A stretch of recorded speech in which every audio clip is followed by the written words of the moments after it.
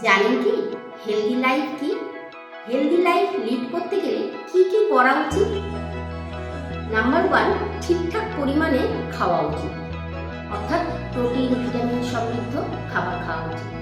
Number 2, খাবারের মধ্যে অন্তত যেন 3 থেকে 4 ঘন্টা গ্যাপ থাকে। নাম্বার 3, খাওয়ার পর অবশ্যই 10 থেকে 15 মিনিট হালকা হাঁটাচলা করা উচিত। নাম্বার 4, পরিমাণ মতো জল খাওয়া অবশ্যই উচিত। 5 নম্বর, রাতের খাবারটা যদি আমরা একটু তাড়াতাড়ি খাই, অর্থাৎ 8টার মধ্যে যদি খেয়ে নিই, তাহলে কিন্তু খুব ভালো হয়। নাম্বার 6, রাতের খাবার থেকে সকালের খাবার অর্থাৎ ইন্টারমিডিয়েট ফাস্টিং সেটা যদি 12 ঘন্টা মিনিমাম রাখি, তাহলে কিন্তু খুব ভালো। আর একটা গুরুত্বপূর্ণ জিনিস, 7 থেকে 8 ঘন্টা অবশ্যই কিন্তু রেস্ট নেওয়া অর্থাৎ ঘুমানো দরকার। আর সঙ্গে আমরা কিন্তু অবশ্যই এক্সারসাইজটা কিন্তু ভুলবো না।